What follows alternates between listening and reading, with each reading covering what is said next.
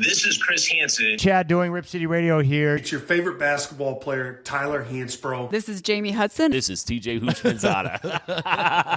And I'm going to let y'all know something. Duke sucks and Duke will always suck. You're listening to It Just Makes Sense. It Just Makes Sense. Football is back, and so are we, boys. Listen, this podcast is not about being right. It's about being entertaining, and sometimes right. Why am I watching this? Like, why are we giving time to this fucking asshole? It is a worst version of WWE. And if they fucking win the whole thing, the only thing that make up for it is the fact that I'm getting fucking married. Otherwise, 2025 would be the worst fucking year if the one thing I witness in the sports world is Oregon wins the national championship. No, we're nothing. We're dead. We're dust. We're absolutely nothing. We're back. Clear eyes. Full heart! Can't lose. Play like a champion!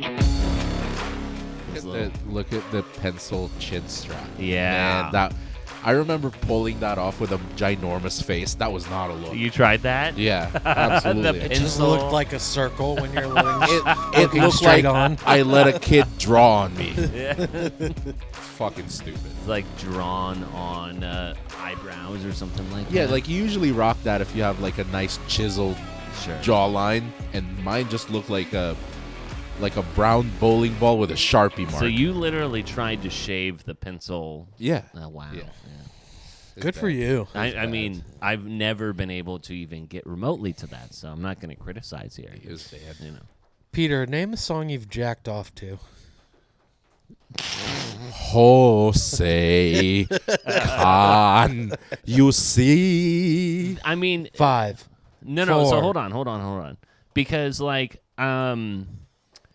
the. There were nights and the wind was so cold. I mean, like literally name any like Jennifer Lopez song, and the Jenny adjoining from the block? like the adjoining music videos to go. And again, If we you were had my No love music and video. my lady. no, it Just had to the be s- no, no. it had to be the No, music. I'm saying just song alone. No, there's none. Really? But if you accompany it with like the music video, like we were just watching that Jason Derulo, like every song around that time from like the early You be 2000s, lying, bro. like He be everything lying. was pure sex. No right? music like, it was video. just soft. No Just the music song. video. Just You the you're song. telling me you never plugged in your iPod Mini, Nano, whatever, No, and just were like, "This is getting me going." no. And unlike some be of lying. my actual friends who used a certain song to get themselves pregnant, I am not that. So Who are you talking about? I'm talking about Grace and Alex. Grace and Alex, one of my some of my Did dearest they friends. approve you talking about this? I don't know. Well, you asked, so and they don't You listen. don't want to talk. You know, Alex. Throw that out there. Yeah. So Grace You want to and know Alex. mine? We're playing basketball. You watched Like Mike one No. time. But I mean, like, legitimately, like, I mean, like, early 2000s. I mean, even probably before that, Lot of like sex. music video. A lot of sex. lot of sex. One of the best sex songs is Petey Pablo. North Carolina, come on and Is it? raise. Yeah, if you're hitting it from the back, Sounds like it. really get aggressive. Helicopter. I got you. I got off to Fantasy by Ludacris. What is probably? Oh, is Ooh. that Yeah, That's a Fantasy hot is one. good. is that the most obscure one? Because I feel like any like Jennifer Lopez music video in the early. But you're thinking 2000s. video or just songs? That's the Yeah. thing. Like, it's not. I don't think. Back seat, windows up. Yeah. That's the way I like to Oh. fuck. or Red Light District by TLC. Ooh. That's a good one too. What about? Or Frig Me Baby. Don't Let you me lick you wanna up be and down till you say more stop. than friends. We're thinking love. We're thinking banging. Yeah, that's true. Dude. Yeah. You We're know we're I'm the talking sensual one fucking of the deep. group here. Talk so. about a guy who makes love. Yeah. What a loser. Now, everyone on the count of 3 say the most obscure song. No. I'm pretty. Never mind. I just won't. Obscure song that you made love to. No, that like kind of got you going. But again, mine's a music video, and it's kind of weird. Just say it. It's kind of I don't know the exact song, but there was a Ricky Martin music video. The one with Where with he's like in this like La Vida phone booth, Loca? and there's like a bunchch of women in this. I one think with it's Living Jennifer La Love Vida Hewitt? Loca. No, that you're thinking of Enrique. Oh. That was a hero. That one.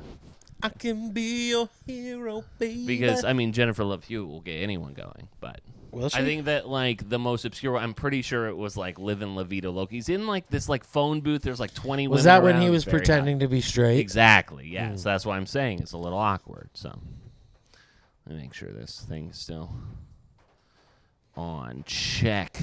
So, yeah. It's weird.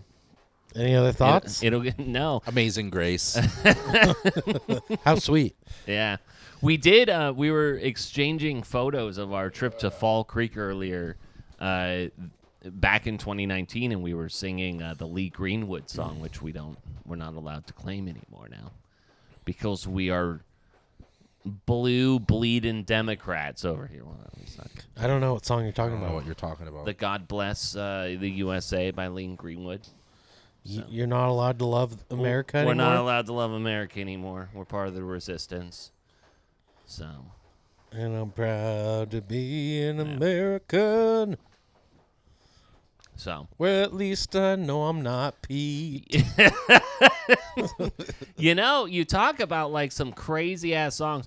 There is a brand new song that is out there though. This one will make your ears bleed. I didn't know that. Great, looking forward to it. That this one even existed. It is with T-Pain and Mark Zuckerberg of Facebook. They sing an a cappella version of Get Low.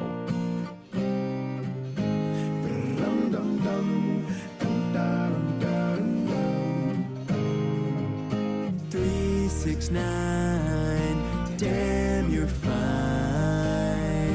Hoping you can sock it to me, baby, one more time. Get low, get low. This is a very legitimate song. Get low, get low, get low, get low. He calls himself Z-Pain. From the windows to the wall. To the wall! Till sweat drops down my balls. Till all these bitches crawl. Oh, skeet, skeet, motherfucker. Oh, skeet, skeet, goddamn. Goddamn. Oh, skeet, skeet, motherfucker. Motherfucker. Oh, skeet, skeet, goddamn. Goddamn. We're not going to listen to the next 3.5 minutes I of know that. how you feel. Have you heard the one with T-Pain and Taylor Swift? Is there one of those? Yeah. We don't have. I mean, we know that Taylor Swift has already done copyright on us, so we don't need to. All right. We don't need to do that. She did. Yeah, She done did. She got one of our videos taken down. Taylor. After all the money your wife spent on her, that's I how know. she returns the favor. Yeah, we could. I guess we'll never be able to repost it because it was Never. when we were still doing punishments and Miguel was getting his fingers finger trapped or mouse trapped. That was great. Oh, Love that a lot. So anyway, Z-Pain, Mark Zuckerberg, he's trying to be like thirst trappy these days. So now he's with He is looking good. Z-Pain. So, well, ever since like someone came out with like an AI version of him, they're like, oh shit, like Mark Zuckerberg's hot now, and then like he just like literally used that as a blueprint. Be like, no, he still looks like a serial killer, but then has been working towards AI version of himself. So he's just like frightening how pale he is. yeah, Like, why does he That's look true. like he's dead? he's a vampire.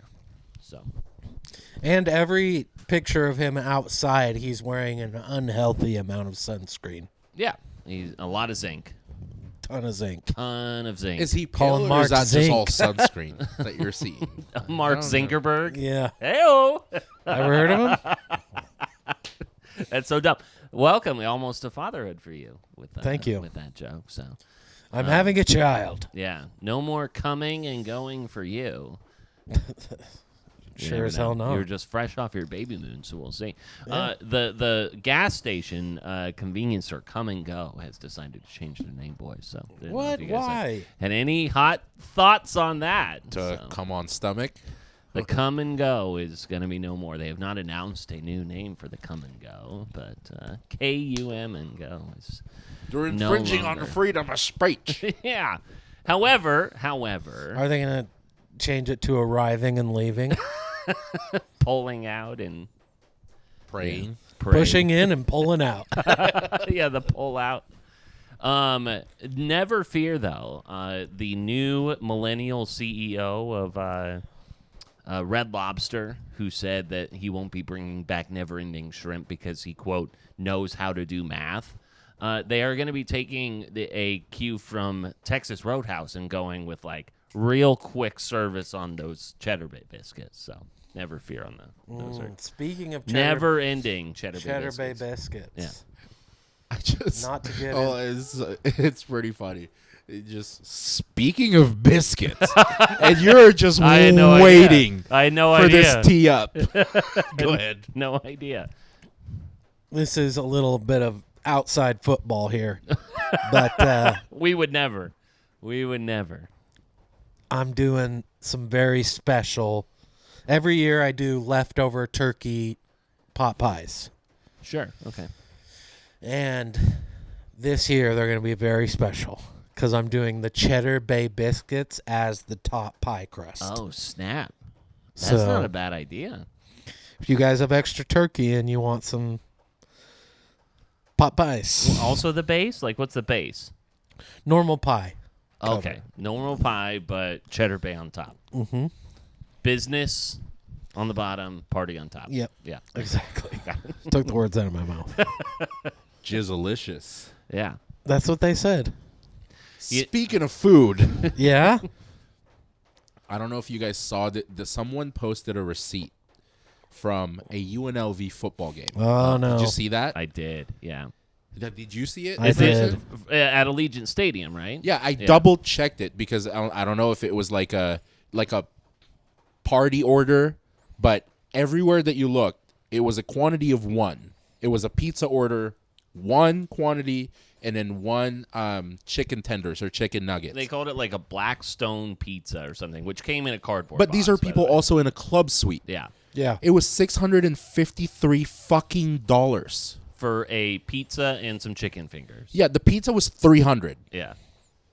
and the chicken fingers was more. It was like $250. Yeah, plus then they had the gratuity. on it. with tip, I think, is what you were getting at. What the fuck? That's absurd. It's I mean, but even in the days when we were going into the suite for Moda, but a $300 This is it wasn't that much. Yeah, it wasn't this that is much. crazy. Yeah, I mean, But it was like $60 for chicken fingers. I mean, let's think about like if that was like legitimately $20 to actually make, right? Not even. Yeah, it's an insane markup. It's shitty ass bar food. Like, you could even try to justify it by saying, okay, let's say that the pizza fed everyone in the suite. Let's say there's 30 or 40 people, Yeah. right? Same thing with the chicken In tenders. a suite, let's say 20. Still, $600? Like, there's a difference between, like, a sticker shock of a slice of pizza for $10 at a stadium. But $650 fucking dollars for Yeah. those two items is Well, insane. and It's a pepperoni pizza. A pizza is 8 slices. If you cut those in half, that's 16. Yeah. So if you're- and if you're Jay, it's 64. Yep. Absolutely. Yeah. But if so you have 20 people in the suite, each person gets half of a slice. Not even 16 out of the 20 people get half of a slice for what? It was $200. Fuck that. That's That's- unreal. yeah. $10 for a half slice? The thing that makes it even crazier, this is a mid-conference UNLV game. They're not even in the Pac-12. This isn't even, like, I don't think I can justify it if you were in, like, Alabama or even, like, Autzen. It's absurd. UNLV. Autzen would never. Who the fuck watches UNLV? Like, who charges that much Yeah. for this? You know what they need to do is they need to get the board of directors from the Masters. So then you have yourself a $4, egg Yeah. sandwich or whatever, and then you'll be fine. It's almost like a... Yeah, like or a, Live Golf. When we went, it was like the food, a hot dog was $15, but beer was $4. I'm okay with that. yeah. I only need 1 or 2 hot dogs. I need 17 And the thing beers. is that we, as media members, were taken care of on the food side. So, Yeah. the beer. It's not even that you can even things out or cancel one or the other. Like, it's not even that you can say, oh, the tickets were really dirt cheap, so we Yeah. have to charge you. No, the tickets are still expensive. Yeah. I do think that, and I know that they would never, But it's like if you hit like a certain drink minimum, that like a certain amount of food is comped or something like that. Wouldn't that be crazy? You're at a stadium and it's like, okay, once we sell 3,000 beers, we're going to give you a free pizza. Everything else is half off. That would have been easy. $300 That would be for a fucking incredible. Pizza. So they don't know what the fuck they're doing. And who knows what the fuck Netflix was doing with that god-awful fight that was this past weekend. Did you watch the women's The fight? women's was the best fight. It was by far. Amanda Serrano or whatever, that was the best fight. It was so electric. I mean, like, she had this gaping gash on her eye. Disgusting, yeah. It was, but that's what you come for. Yeah, exactly. You come and go for it. Even like True. Ashley, who doesn't watch sports, saw me turn it on, and she's like, "Why are you watching this?" And I'm like, "I don't know," because are you talking about the women's fight or no, the Mike like Tyson the Jake fight? Paul, Mike Tyson. She's like, "You know the end result of this." I'm like, "I know." Yeah. And I didn't even I was have texting him as why. I didn't even have a good answer. Yeah. I'm like, "Why am I watching this? Like, why are we giving time to this fucking asshole?" Because the media tells you to. Yeah. Yeah, like I'm just controlled by my fucking environment. This guy refuses to fight anyone within his weight class who's they're either retired or old or injured or been out of the sport. Like that's the only way he does it. It is a worse version of WWE. It's just entertainment, but it's worse. Yeah. If we were to look at Jake Paul's record and who he has fought, we have ourselves. He beat a retired NBA player who was 40 years old at the time, in Nate Robinson, also a midget. Then you had retired MMA fighter Ben Askren, 40 years old. Retired fighter MMA fighter Tyrone Woodley, 42. He beat him. Then Anderson Silva at 49. Lost to an actual boxer in Tommy Fury at 25. And then you had semi-retired Nate Diaz, who was 39. And then Mike Tyson, who then after the fight goes, I had all these blood transfusions. We know that they delayed the fight because of his like ulcers or whatever the hell. It was embarrassing for everyone. It was embarrassing because Netflix couldn't get their damn stream to work. And then it was embarrassing from the jump because I actually thought about betting a lot more money than I did. But it was after I saw this video that I actually went and bet. I wasn't intending to bet because I think that both Mike Tyson and Jake Paul are garbage human beings. So I was like, I kind of want to sit this one out. So Dave Portnoy's video? But it was Dave's that actually influenced me. It was also this one where Mike Tyson was talking with a child reporter. Did you guys see this one? It was insane. This, I think she seems like she's like 12, 13 years old. Here's this conversation. And this was when I was like, he's doing it for the money. Well, in your return to the ring for this fight, you are setting a monumental opportunity for kids my age to see the legend, Mike Tyson, in the ring for the first time. So after such a successful career, what type of legacy would you like to leave behind when it's all said and done? Well, I don't know. I don't believe in the word legacy. I just think that's another word for ego. Legacy doesn't mean nothing. That's just some word everybody grabbed onto. Someone said that word and everyone grabbed on the word, so now it's used every 5 seconds. It means absolutely nothing to me. I'm just passing through. I'm going to die, and it's going to be over.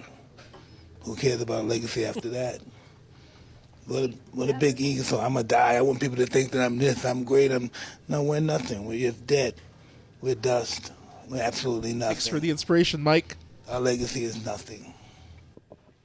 Well, thank you so much for sharing that. That is something that I have not heard before, someone say that as an answer. Can you really imagine somebody say, I want my legacy to be this way when you're dead? Why do you want somebody you think somebody really wants to think about you?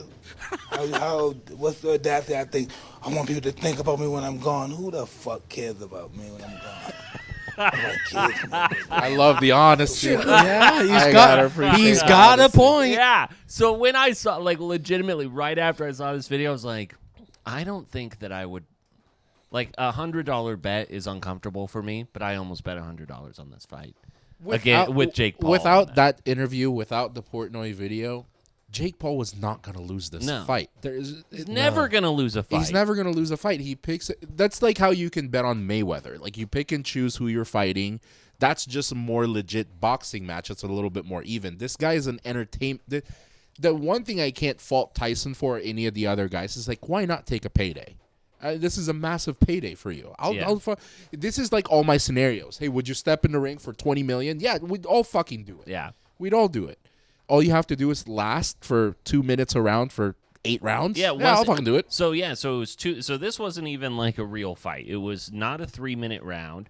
Apparently, within the contract, Tyson wasn't allowed to throw uppercuts, which like that's his signature thing. Like that's how he gets you. He was either going to, if he didn't beat you in the first round, it was going to go to the distance. Apparently, there were also clauses within the contract that the further it went in, the more money Tyson. Like, I mean, obviously, like if you're incentivized to get more money, the more this goes along, like of course you're going to do it. There's nothing about this that's a surprise. The only thing that's annoying is you know the end result and you know why this was made. The thing that's most aggravating is the Paul brothers are just really unlikable human beings. Yeah, and they play into it. So to see their smug, cocky motherfuckers, like even his brother going, "I'll kill you, Mike. Like you don't want to fight me, I'd kill you." I'm like, I just cannot stand them. I cannot stand them. If this was a fight, like a legitimate fight, do you think Tyson beats him at 58? If it was a legitimate fight, if they actually went for it, yeah, no, yes. I still am not sure. Okay, let me rephrase. Without the injury, like just the age, he would beat him. I think that without the injury, without a back, because so much in boxing is on your legs. Yeah, he had an injured leg and all the fucking medical shit. No injury, just 58. I would put my money on Tyson. I would say even on this fake fight, Tyson's legs seemed gone. It was gone after the first round. Yeah. And there were a couple of times where you just go, like, it felt like they were almost like signaling to each other about how this was going to go, especially like when they get like wrapped up and everything. It's like, okay. I'm not like trying to be a conspiracy theorist. It was just if you think for 1 second, not falling into any of the theories that people are trying to come up with, if you think for 1 second that a healthy Tyson with no injuries, even at this age, he showed flashes of how he avoids punches and how quick he was, and then some of his training and how hard he's punching still. Jake Paul is not an accomplished boxer how I would judge him based on like Canelo and Mayweather and Pacquiao. He's just a fucking entertainer. Tyson would have killed him. It was weird to see, and let me see. I think I have this clip of Jake Paul talking after the fight, him explaining why he decided, quote, not to knock out Mike Tyson. Here was his response. At any point, did you start to take your foot off the gas just a little bit because you noticed he was tiring out? Yeah, definitely. Definitely a bit. You know, I wanted to give the fans a show, but I didn't want to hurt someone that didn't need to be hurt. Did you carry Mike? Yeah, I mean, a little bit. Yeah, like there was a point where, you know, I was just like, okay, he's not really engaging back. And so I don't know if he's tired or whatever. And I could just tell, you know, his age was showing a little bit. And I just have so much respect for him.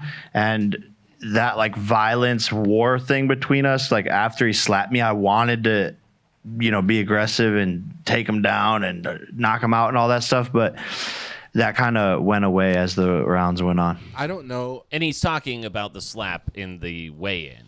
I don't consider him like a real athlete, but he's in the sports world. I don't know how you could dislike anyone in the sports world more than the brothers. Yeah.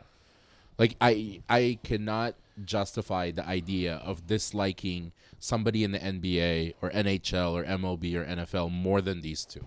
I just don't understand quite, like, how Jake Paul, like, do you honestly think that he wants to be taken seriously? Because like I don't think he gives a shit. Yeah, I mean he's talked about like wanting to play up the villain and like wanting people to hate him and everything like that.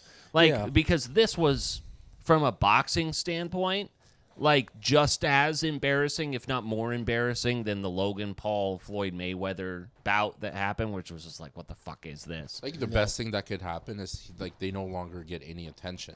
It's just why are we? Like, who's going to tune in after this? I'm not. Everyone. Everyone. Do you think? Yeah. Yes. Because they want to see him get knocked out. No. Here's the thing. But if it's already rigged and he's the promoter. But this isn't his first fight. This isn't the first time that people have thought it's rigged. Do you know how many times on this podcast we've talked about, is this Jake Paul fight rigged? Yeah.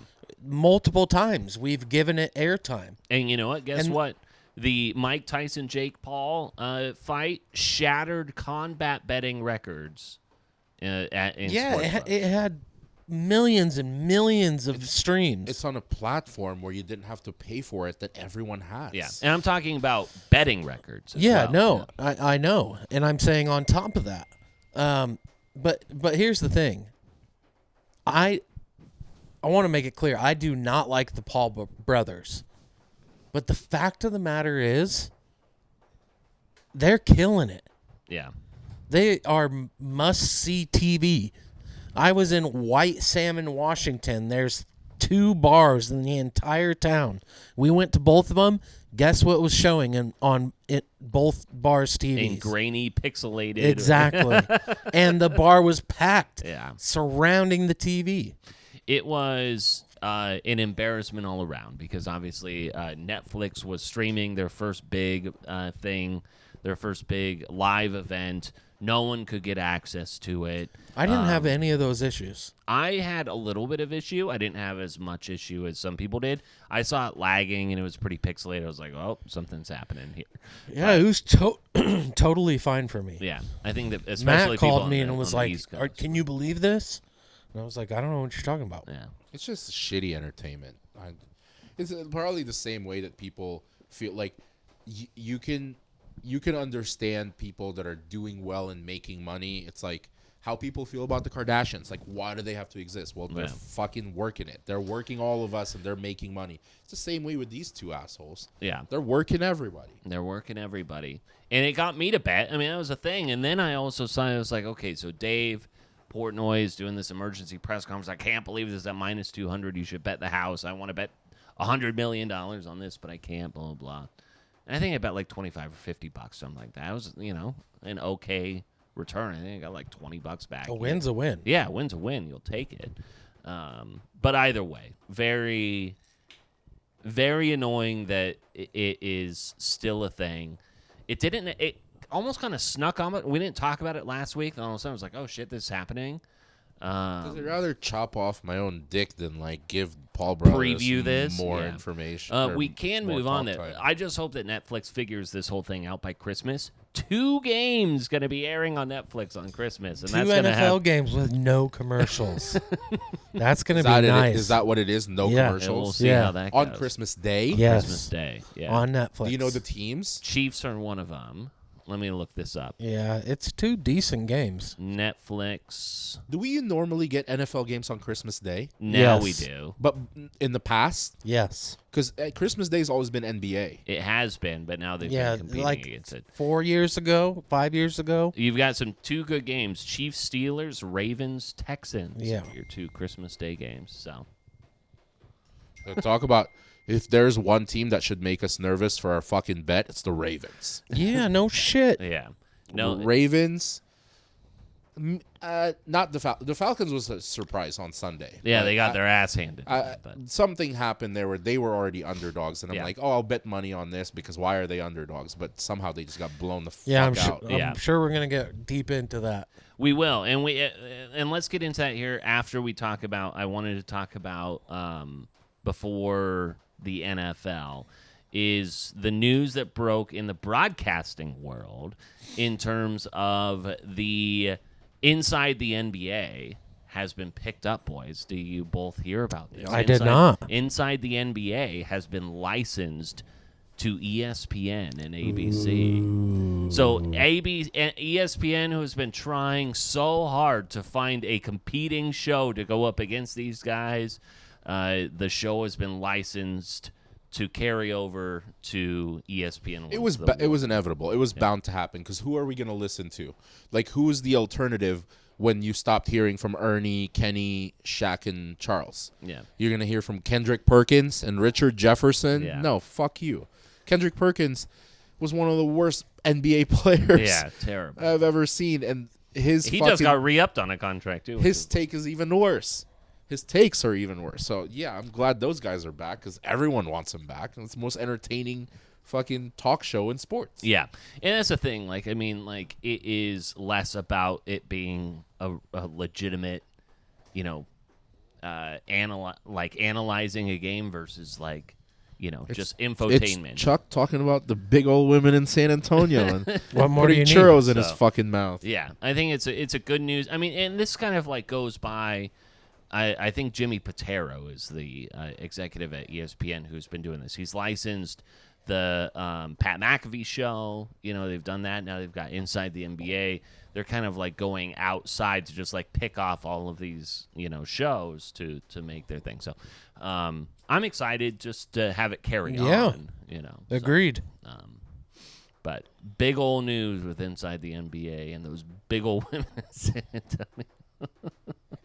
Anyways, I'm excited too about. We'll talk about it next week. I want to see it. Also, the tattoo apparently that you're going to be getting, Braxton. That's facts. So, dude, it's gonna hurt so bad. You're gonna be such a little bitch. Where you think so? So I don't know how deep you want to get into it, but where is it going to be? I think on my arm. On your arm. Which arm and whereabouts? Like, is it going to be like a forearm, or is it going to be like above the elbow, right arm? Gotcha.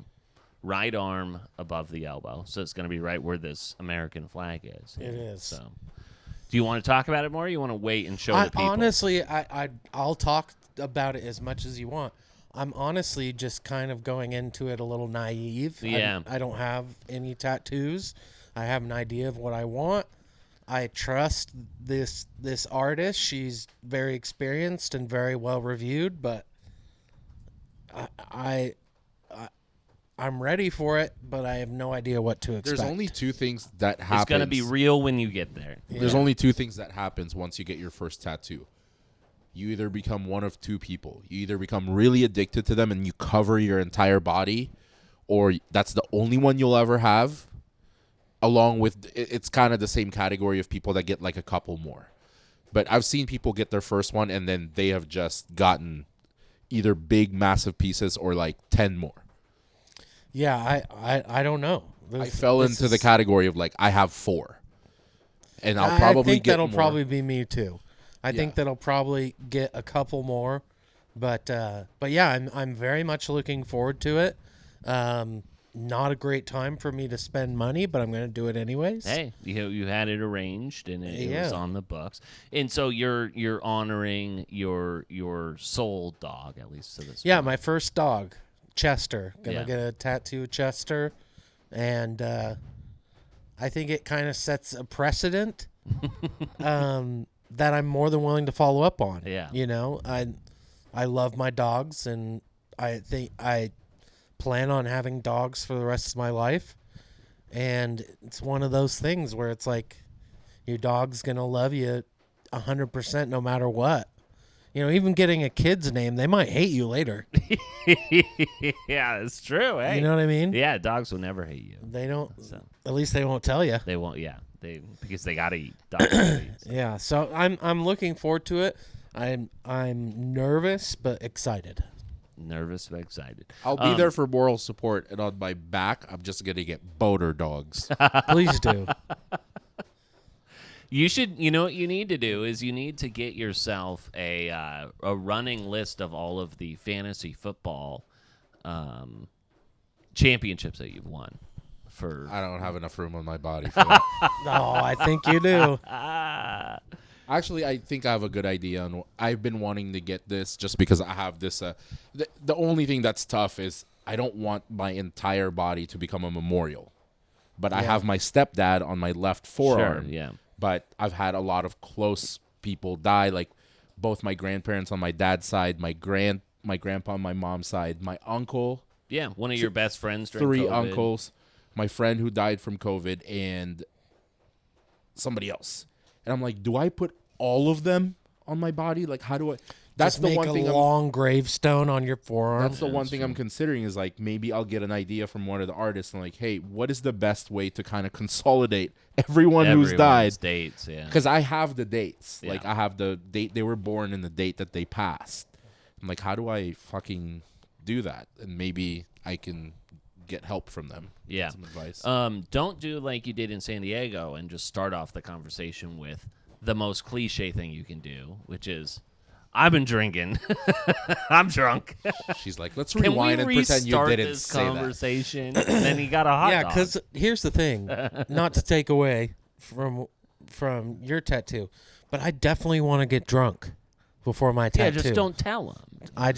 That's like against the rules. You don't. Well, there are some people who have a moral compass about it. If fuck them, the artist that you're going to, I guarantee you the way that you have to plan out and schedule. If you tell them you're drunk, they will not do it.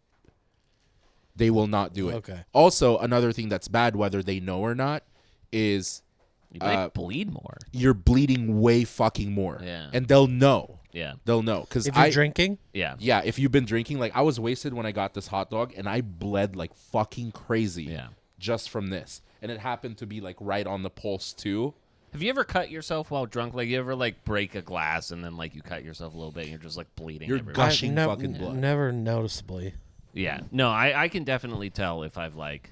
Even if you don't tell them you've been drinking, once they'll know. Poke you, They've they'll done fucking it long know. enough. Yeah. Don't get drunk. It's better. It's really Can I not get that tipsy? painful. Raw dog it. I don't know. Have a couple drinks, but don't get to the point of tipsy or drunk. Okay. You won't like it. Okay. Yeah, do like everyone else does and just do the whole raw dog thing. That's All how you right. know The area that I don't you're think getting that's what everybody else does. But Well, I mean, people get on airplanes and they raw dog. You know, have you heard Yeah, about that yeah, trend? yeah. the area that you're getting a tattoo doesn't hurt. Yeah. I don't your think it's arm, g- yeah. There's you're not. I don't think you're it's- not I'm not hitting worried bone about it or anything. hurting. It's not a kneecap tattoo or anything. Should it be? Maybe The outline of a tattoo does not hurt. The shading of a tattoo is what fucking hurts, no matter where. So that's the one big thing I'm dealing with is she recommended that I do color. Color. Well, whether you do black or white or And color, I want to do black and white. regardless, Yeah, there's just going to black be and shading because you're not just going to do outline. The shading Yeah, part yeah, is yeah. what hurts. But I'm saying with color, there's more. You're literally filling in the blank. Wasn't Chester a black dog or was he a brown dog? Brindle. Whatever. What is that? It's like black, caramel, brown, Got you. all kind of mixed together. Go black and white. Yeah. You'll be all right. Yeah. Uh, Will I? I think you Okay, will. okay, Yeah. okay. Let me know. I'll show up. I'm not going to get a hang tattoo or anything like that. But you will get a tattoo. Yeah. Just Apparently, get one on the tip of your finger and it'll wear off. If you so I don't can like go it. boop. Yeah. Apparently, a lot Just of put more, boop. a lot more Just do, millennials like, are getting face tattoos. SALT on your Salt? knuckle. And then they misunderstand what I say and they go SLUT. You And I just have a you should slut have- tattoo. You should have salt on one hand, and then on your index finger, just put A.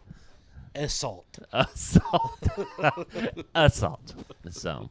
There's so many stupid people that it still takes some explaining. Regerts. Assault? What? What does that Just mean? one salt? Just one salt. Yeah. Well, let's see. One thing that is. Nope, I didn't have it. I thought I was going to transition it. Well, I was going to talk about the Oregon Ducks, but Braxton looks like he's gone, so you go do your thing. The Oregon Ducks have solidified themselves into the Big Ten championship game after their win over Wisconsin. Don't hurt yourself, Braxton. You run into the door? He might have. There's lights everywhere. Yeah. But it was interesting because everyone thought that Oregon had clinched the Big Ten championship, but then, like, the Big Ten didn't say anything about it, and so then people were like, did we do math wrong? And apparently because of all the other, like, teams and everything, they've, like, finally, just on Tuesday, came out and said, hey, Oregon is mathematically in. And then they came out with a 10-team tiebreakers scenario with Indiana and Ohio State and Penn State being your three teams that are most favored to get in. Obviously, Penn State would need to win out. They've got a lot of things that need to happen. We're going to be talking here shortly about the Indiana and Ohio State game coming up this weekend, which I tried to say was going to happen last week. And Braxton and I were talking about this earlier. I was a little bit surprised that there wasn't a lot of discussion around the Oregon-Wisconsin game because Oregon's win, not great, but one of those again. Because people are over it. Like, What do you mean? One of the worst things about a college football season, especially if you're thinking about our group, where you two and Jesse, who even plays the innocent bystander as an Oregon fan, one of the worst things when Oregon is good is they're talked about every week, and I just can't stand that. Yeah. And I think no matter what, even if they had lost to Wisconsin in that close game, people are just anti-Oregon fans are just over talking about Oregon at this point. It's like, yeah, they're good. That's the part that sucks because if they were mid or worse, we would not be talking about them every week. But this entire season, we have been talking about Oregon preseason because they're undefeated. Yeah.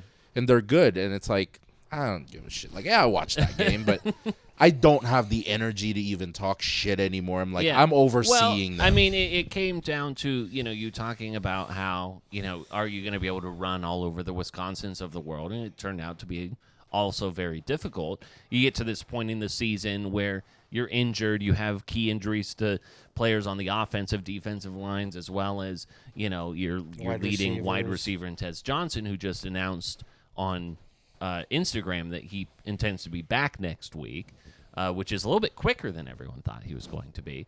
So, I mean, to be able to win that game, then you almost, I was telling Braxton, at what point do you, almost want to try and lose a game so you know what it feels like? Kind of that logic of a team going into March Madness, you want them to taste a loss a little bit before you get into that so that then you know what that feeling is. If we're going to lose a game, let's lose the Big Ten championship. You think so? But that takes you out of a bye.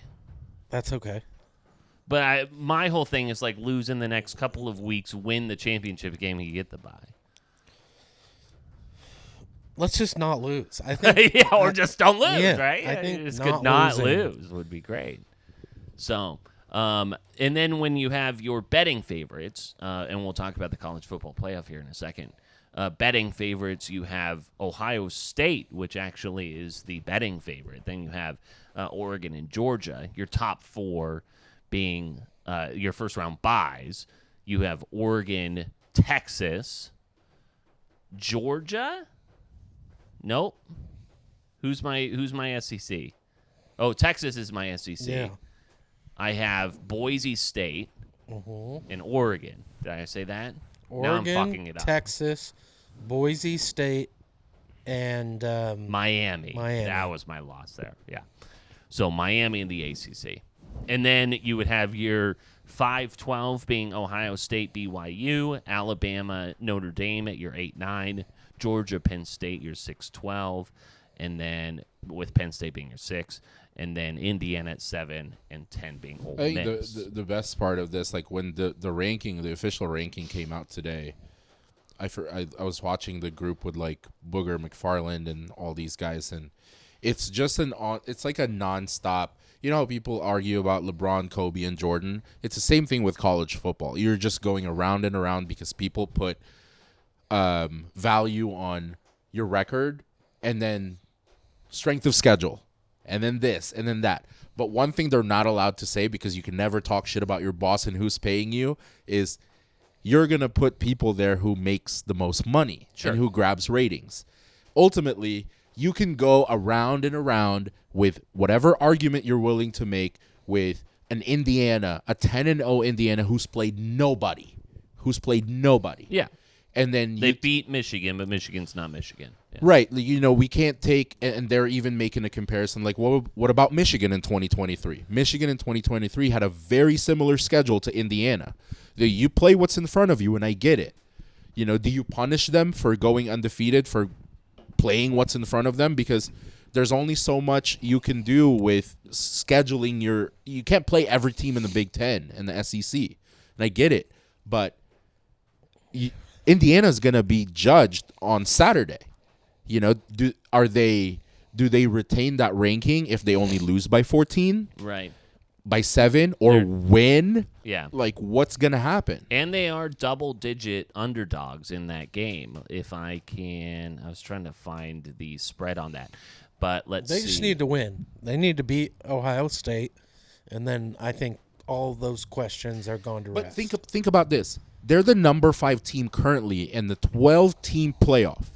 They're double-digit underdogs. Yeah. What does that tell you?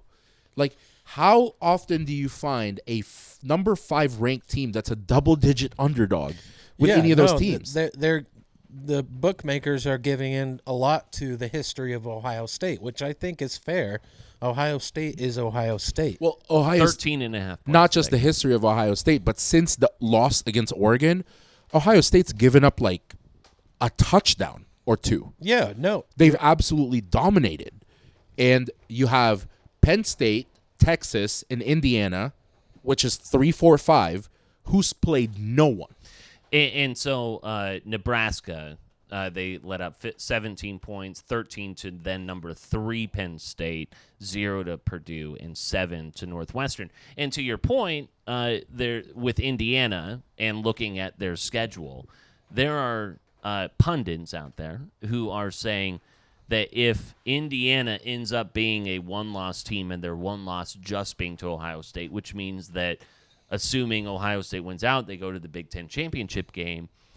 There's some people who are saying, does Indiana even belong in the college football playoff?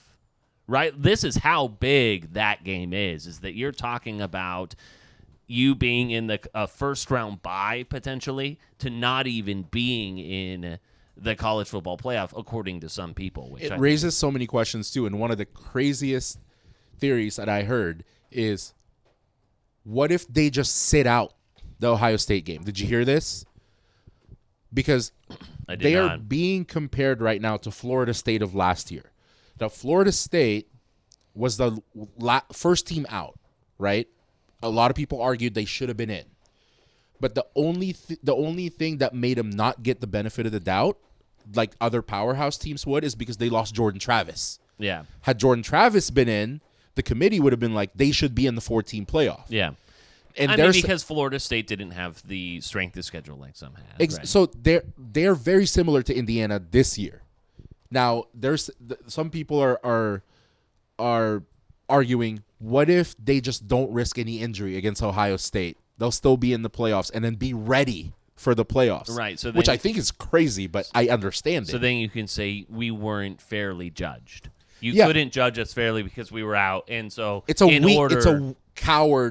very cowardly way to go about it, but it is not a terrible strategy. I think that the committee would punish you even further. Actually, I think they'd find a way. Be like, we see what you're doing here. Yeah, but you can't.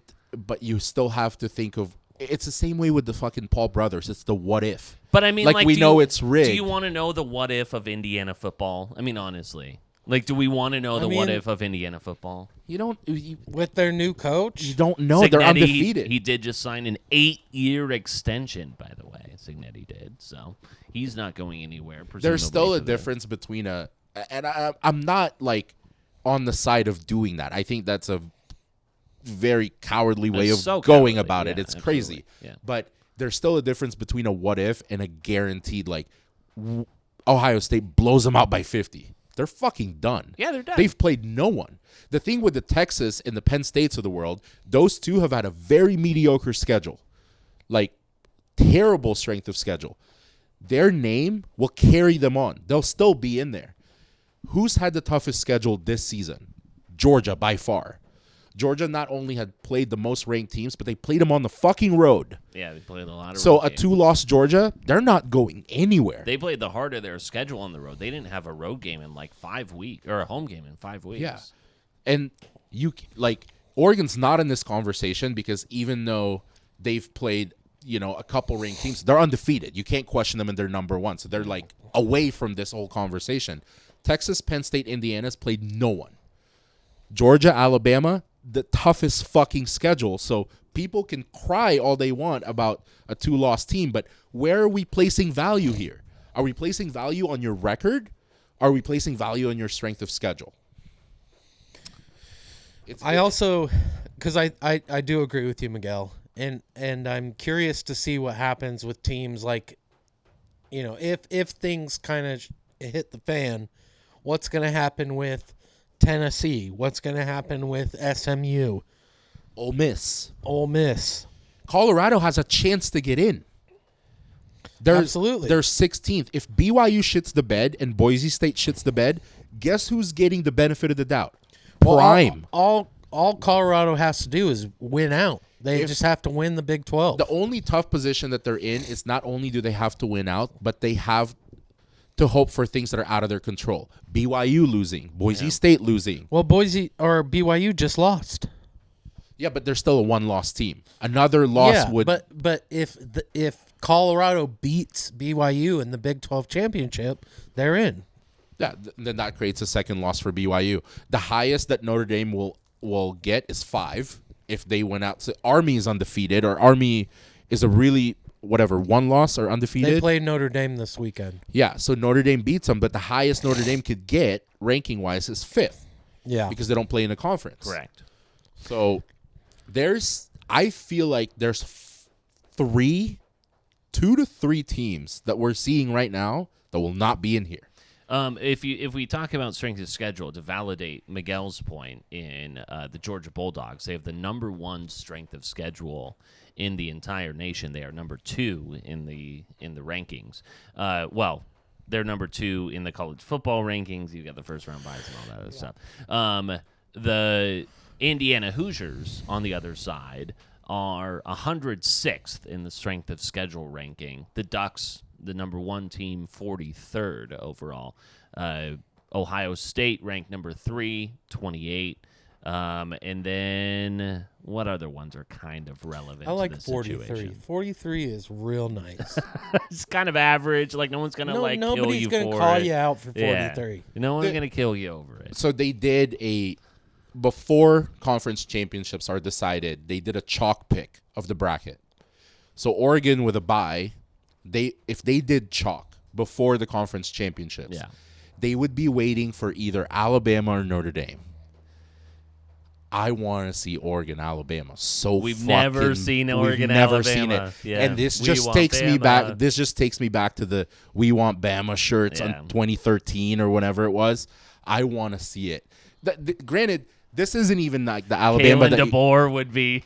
This isn't even the Alabama that you're scared of. Yeah. Like, this isn't the Alabama that you've been scared of in the past. But there's just so many like movie-type storylines in that matchup. Kalen DeBoer beating Oregon twice last year. Yeah. You know, a Jalen Milroe and an Alabama powerhouse team facing an undefeated Oregon in the playoffs. Sure.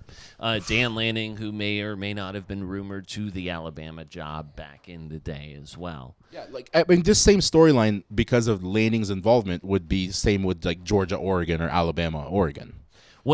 So with that, I wanted to turn the attention to the Ohio State and Indiana game. Obviously, like we talked about, Cignetti, he gets the extension. You know, we've talked about whether or not they sit out. 13.5 is the line. Ohio State at home. Obviously, the winner of this game is in the driver's seat to play Oregon in the Big Ten Championship. Obviously, as an Oregon fan, I think that the desire is to see Indiana 100% in that game. What is your confidence level of that? I have a pretty high confidence level. I think Indiana is a good team. I think Cignetti is a great coach. I definitely think that it's more likely than people think that Indiana wins this game.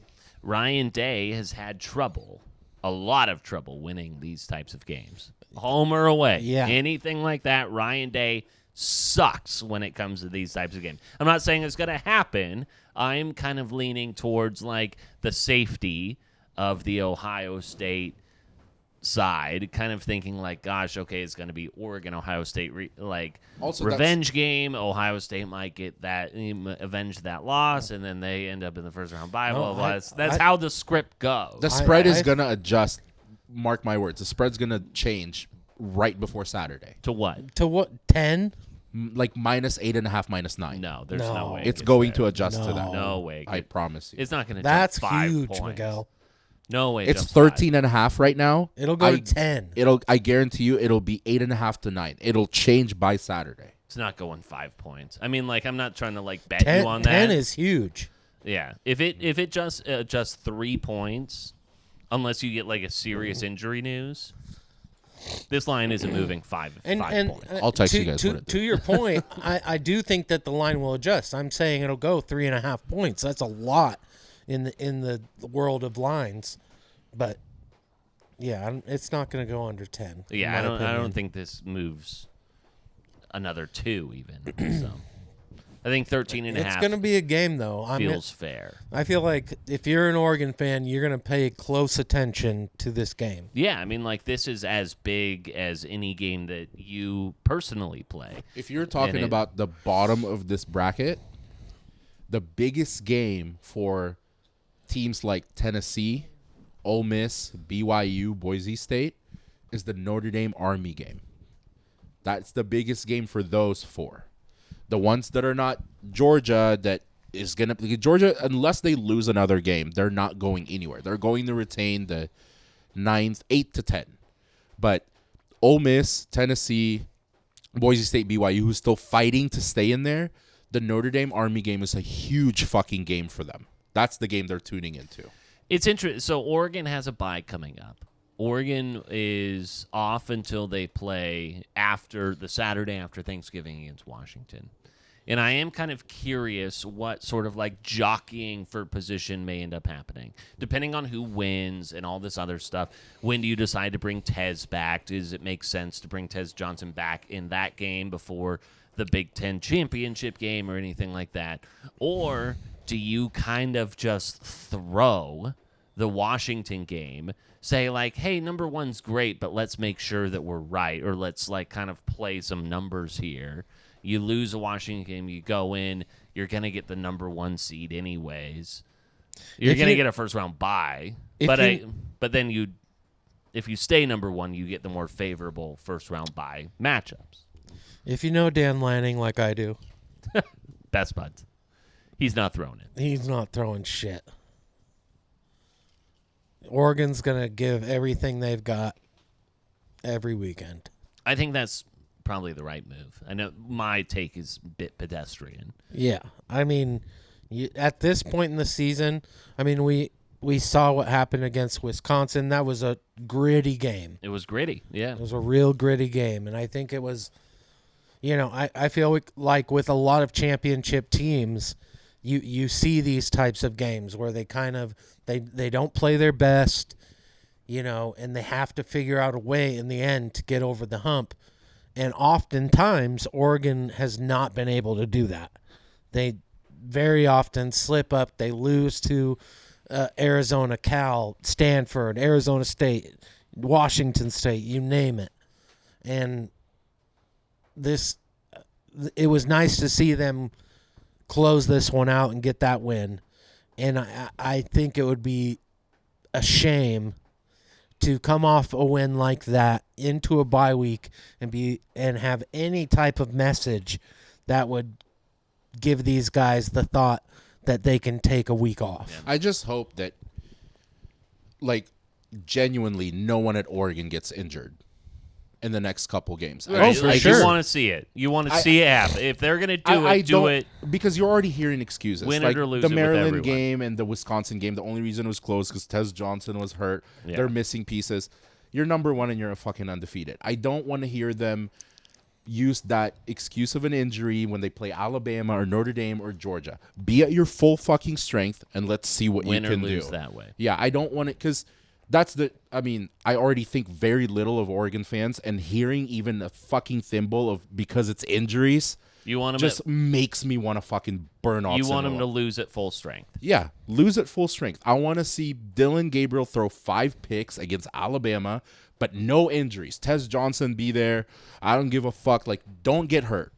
If you need to sit out Washington, I won't even fucking judge you for it. Be at full strength in the playoffs, and I want to see it. Yeah, square up. And if they fucking win the whole thing, shake your hand.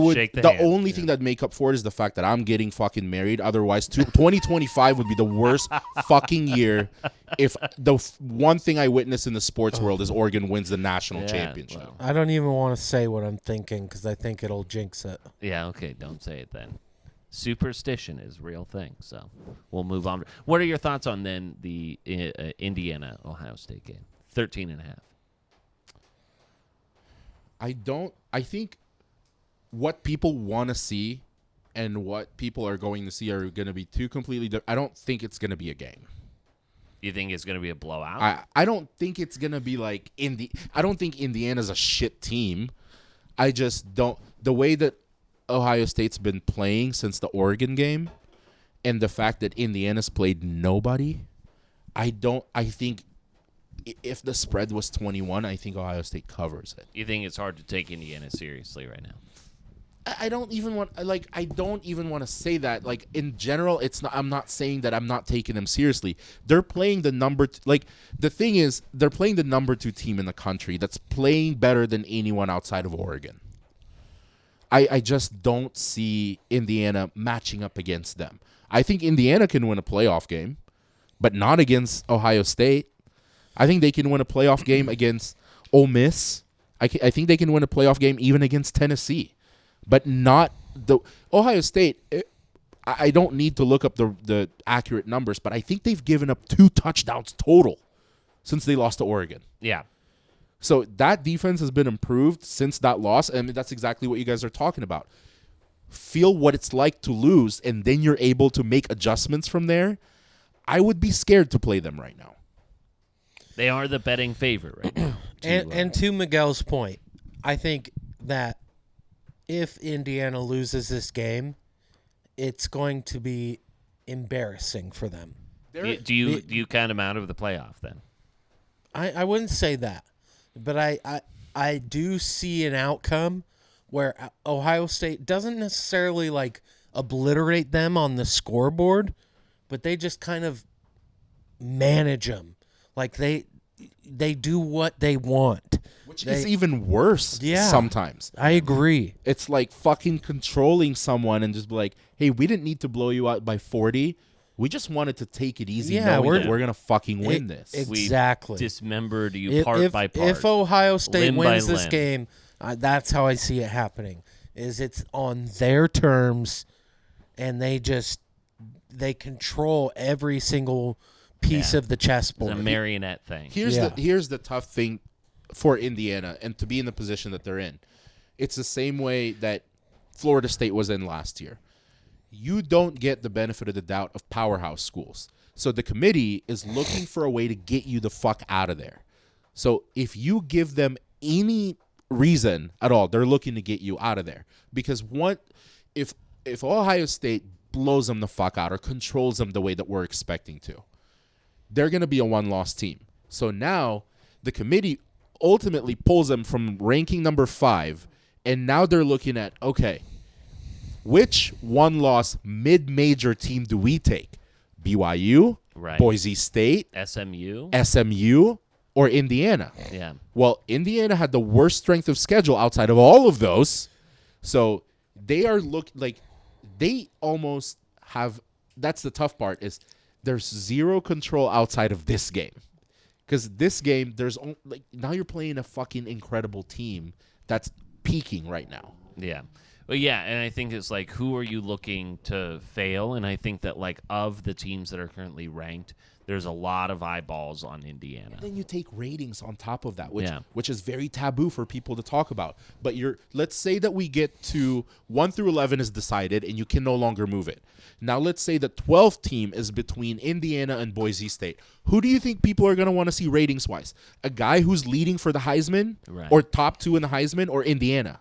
Well, that wouldn't happen because one of them's going to be a conference champion, and they're going to. I know. I'm just saying hypothetically. Yeah. If they get in a position outside of conference championships where they're being decided between other one-loss mid-major teams. Boise State, for it's sure. the same way that they'll find a way for teams that bring ratings in, that bring money in. You're with an Alabama, you're not looking for a way to get them out of there. You're looking for a way to bring them in. And to keep them in. Same with Georgia. Same with LSU. Same with Texas, the Arch Manning story. You're going to keep Why is Texas not being talked about for having a fucking shitty strength of schedule? Yeah. Well, Texas needs to be in there. They need to be in there. Quinn Ewers, Arch Manning, the powerhouse school of Texas, they need to be in there. I can't wait here in a couple weeks for Boise State to face off against my Oregon State Beavers. At 9 a.m. local time, which means it's going to be a 10 a.m. game in Boise. God, the which is Beavers gonna are be really bad. So bad. They're yeah. like Jonathan Smith leaving, Damian Martinez leaving. They have just fallen apart. They're a shell. They couldn't even get into the red zone against Air Force, which was embarrassing. I just like to, like. I mean, but you got to be thankful that's how our army stands up. Yeah, I know. Defend your turf. Yeah, our military. Exactly. Defend the turf. Let's see. So we have those couple of great games. Let's see anything else that we wanted to call out from this weekend's games. Let me make sure. Who's the team out of the? Let's say that this is the final 12. Oregon's in the finals, waiting. Oregon's in the national championship game. Who's the team you're most scared of? I mean, I think it's if you had control over it. Who do you not want to see? I still think, and I think you and I have a bet on it. It's Georgia. I think outside of the big three SEC teams, because I think you're going to have concern if you're facing Georgia, Alabama, or Texas. If I had to choose from those three, I'd rather face Texas. Yeah. But outside of those, I don't want to play Ohio State again. Yeah, right now you don't want to do that. And gosh, I don't know if you could figure out a way to end up playing them 3 times in a year. I know it's that possible. Yeah, it is. I mean, people have talked about the possibility of like Alabama, Georgia ended up playing 3 times a year. These as an Oregon fan, would you be scared of the Irish? No. Yeah, I still you think wouldn't? So. Yeah, I mean, like we talked about, and the Irish fell off a little bit the week after we glorified them. If right? I was an Oregon fan, I would be a little bit intimidated by Notre Dame. Yeah, not as much as the other ones. I talked about it here where I was talking about out of all those teams I just named, they're at the bottom of that list. Yeah. Well, I wouldn't say even over. Like I would maybe lean the Irish a little bit even over Texas at this point. No. Just throwing it out there. I know they lost to a really shitty Eastern Illinois team or wherever the hell they lost to, but no. I will stand by my comment on Notre Dame being a team that could find their way. I think Notre Dame is very good. I was on that train as well, but at this point in the season, I do not. If we're asking who are you afraid of, Notre Dame is not on that list. The bet that you have with Mitch, where he claims that 10 out of the 12 teams will be SEC and I Big was 10. wondering about that because right now it stands at 8. It's 8. So there's 4. So Miami, Notre Dame, Boise State, BYU. Yeah. So those are the 4. But is it still possible to get 10 out of 12? I don't think it is. We'll see. I mean, I think I'm pretty safe in that bet. Let me double check here in the rankings. And who is on the horizon? Because right now, like you said, if Tennessee, Ole Miss got in, well, Ole Miss is Big 12. So yeah, Ole Miss is SEC. I think that it's actually pretty safe. Are you sure? Because it's SEC and Big 10 is the bet, right? Yeah. SMU. SMU is not in the top 12. They're outside looking in. They're outside. They're at 13. BYU is 14. So here's your top 12. Oregon, Boise State, Texas, Penn State, Indiana, Notre Dame, Alabama, Miami, Ole Miss, Georgia, Tennessee, Boise State. Your first 4 out. I'll tell you your first 4 out. SMU, BYU, A&M, Colorado. So, I mean, A&M would bring another SEC team in there. It would. That would take it to 9. But is there a chance of getting 10? I don't think there is. Colorado would be, or not your Colorado. 12. South Carolina would be your next one. I don't think it's possible. Yeah, South Carolina 7-3. It would have to be. Let me put it this way: it is possible. It would be a shit show, which would be exciting for fans of college football if that ended up happening. But it would be an absolute shit show. Right now, your best case scenario is 9. I don't think that it gets past 9. For Mitch. Yeah. For Mitch, its best case scenario is 9. So close enough. Not enough to pay out a bet. If you were to lose that bet, you can take like a consolation win in the fact that you missed it by 1. Because 10 is crazy. 9 would still be crazy to come from 2 conferences. Yeah. It's crazy. It's insane. I heard, what's his fucking name? What's Pat Bev? Yeah. Pat Bev was I saw a clip of him. He was watching. It was probably like one of those streams at Barstool. Sure. And somebody was like, "Oh, why is betting so hard?" And Pat Bev was like, "I'm great at betting. I only miss by one every time." Yeah, well, you still end up losing, Pat. So the bet that Mitch made was already crazy enough to start with. But you think about it, it shouldn't even be close to 10. Yeah. No one expected Indiana to be here. Not at all. And he made that bet like a long time ago. Like for him to have 3 months before the season started. Yeah. Would have been more impressive if you named the 10 or anything. It would have been. And the final thought about Indiana, which is I want to like qualify the fact that like these coaches know their team so much more than anyone. It's the same thing like Kirby Smart convinced an undefeated Georgia Bulldogs team into thinking a lot of us thought we were going to go 5-7, which was like, this is like the best college football team ever assembled or whatever. And he somehow convinced people that they were going to go 5-7. It is entirely possible that Cignetti has the ear of his team where they think, you know what, no one has us, and the craziest things can happen. They're with the these biggest, guys. baddest dogs. I want to say that so that I cover my ass next week, just in case Indiana pulls this one off. I'm all for the Friday night lights, Yeah. like rah-rah, bring up your team. It's hard to compare Cignetti in Indiana to a fucking uber talented Georgia team. If you're able to do that to a That's team true. full of an NFL Yeah. roster, it's not the same, dude. Yeah. Like Prime tried to do that with Colorado last year and won 4 games. Yeah. All right, now he's doing better in his first 2 years, but for that to work and really work, you have to have a fucking team like Georgia. Yeah. Because you bring another element into how talented they already are, and then they want to go out there and kill the other team. It's fucking game over. Like, there's no other result that's happening. Yeah. Prime has been doing a bit of a victory lap these last couple of weeks ever since. Fucking well deserved, dude. And you took as much as people hate Colorado, you especially. He took over a 1-win team, won 4 games, and people fucking roasted him for that. Yep, and improved it 4 teams. Now they're 8-2, and he has a leading Heisman, which I don't agree with because I think it should be Ashton Genty, but they are playing out of their fucking minds. They've lost 2 games this season. Thoughts, Peter? Well, and I want to bring Coach Prime's comments from his post-game presser. A couple of things he said. It was like, oh, you guys were roasting me for saying that Shedeur and Travis could go 1-2 in the draft, and he just kind of smirks about that. That's fair. It might happen. And he says, don't let your hatred of me tarnish what Travis Hunter is doing. And I think that's fair. I think that's incredibly fair.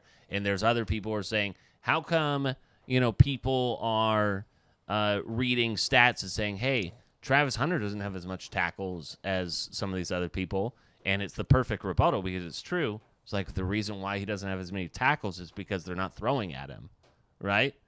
Like they're not throwing his way, therefore he's doing a better job. If you get 6 tackles in a game, it means that they threw your way probably 8 to 10 times. Also, as much as I don't want him to win the Heisman, mostly because of my bet, you can't judge the guy for not having the numbers you expect because he's playing both fucking ways. He is, yeah. He's playing both ways. And I think that's what's if you want to super talk impressive numbers, about let's pick numbers. How many snaps is he playing? How many receptions compared to interceptions does he have? Can you make that comparison with any other player in NCAA? Oh, no, you can't? Yeah, there's a reason for that. I think the only number that you can base off of Travis Hunter and judge him for, because if he wins the Heisman, he would be the second out of Desmond Howard. I think you judge him based on Desmond Howard's number, not anything else. Because if you're basing it off of a 2-way player, Howard's the only other one that's won the Heisman. Because you can't judge him based on receivers today or corners today. No one's doing what he's doing. Now, I think Ashton Genty has a fucking case because I'm comparing him to previous Heisman winners who are running backs. I don't like the fact that this is a fucking purely quarterback award. Same with the NFL MVP. I think you reward the guy with the best fucking numbers. And you take that player away, that's a definition of a fucking Heisman. Yeah. The engine doesn't run. Boise State doesn't run without him. Yeah, literally and figuratively. It doesn't. And he has put up numbers more than Derrick Henry has when he won the Heisman, more than Mark Ingram has when he won the Heisman.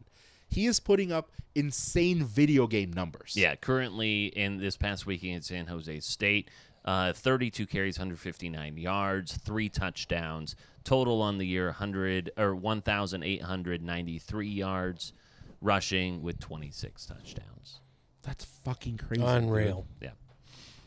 Pretty wild. And so I'm still very much on the Ashton Jeanty train. I think that Travis Hunter makes a compelling case.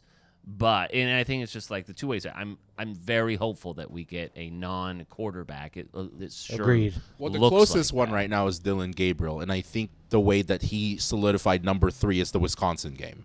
Sure. Because right now at this point, if you're in the top 3 of the Heisman, they're looking for fucking insane numbers, and he didn't put that up against Wisconsin. He and didn't. No. won by 3. And I mean, I don't have his numbers against Bo Nix, but I know that like at least a few weeks ago they were running them side by side and they were pretty similar. And I know that like it's a different gear and everything like that, but like to see what Travis Hunter and Ashton Jeanty are doing for their respective teams, more so Jeanty, I would love to see it happen that way. Yeah. So Agreed. And that's why I don't like poutine. Braxton and I, by the way, are thinking about starting a side podcast about the TV show Lost because, you know. You ever seen it? 20 years later, someone's got to do it, right? Yeah. Good luck, guys.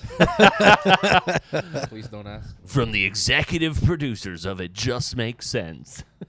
What's his a name? new podcast. Matthew what? The Lost guy? Not Perry. No. Shepard. No. Matthew. The McConaughey. No. How do you guys, you're talking about Lost and you don't know Lost? I've never seen it. That's why we're talking about it. Yeah, that's no one's ever done it. So, are you talking about like a character? Or are you talking Yeah, about the main actor. His real name is Matthew something. I've never watched Lost, but I know it's Matthew something. Lost IMDb. All right, let's start. Let's start learning. You think we want to do a Lost podcast because we know something about Lost? Matthew what? Fox. Matthew Fox. Yeah, Matthew Fox is Jack Shepard. So I had that half right. Yeah, there you go. His name is Jax Shepard. Jack Shepard, Dr. Yeah, Jack that's Shepard. his brother, dude. I was going to say. Little on the nose there. Little too much on the nose here. You know, it's also a little bit too on the nose is the fact that the sky is falling on the Dallas Cowboys. Wow. Literally and figuratively. They're so bad. And they They're do so bad. They do have one of the littlest guys. Which one? Jerry Jones? No, the running back. Rico Dowdle? Dowdle? No, the one from Kansas State.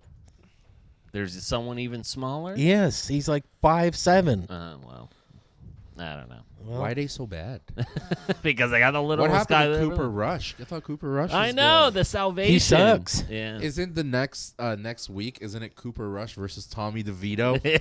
Our most viral clip, Tommy Yeah. DeVito. It's not this Danny? upcoming one, but it is Thanksgiving. Your Thanksgiving Day game is going to be Tommy DeVito Dude, versus Cooper Rush. So that Sunday dinner is going to be wild. The DeVito fam. yeah, I mean, Danny might just show up.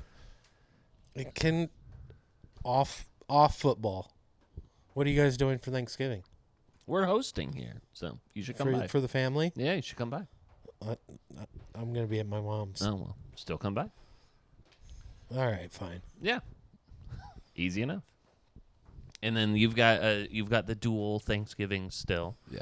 But yeah, we're hosting here. I'm very excited. We wanted to host, but no, 2 houses. Should I smoke the turkey?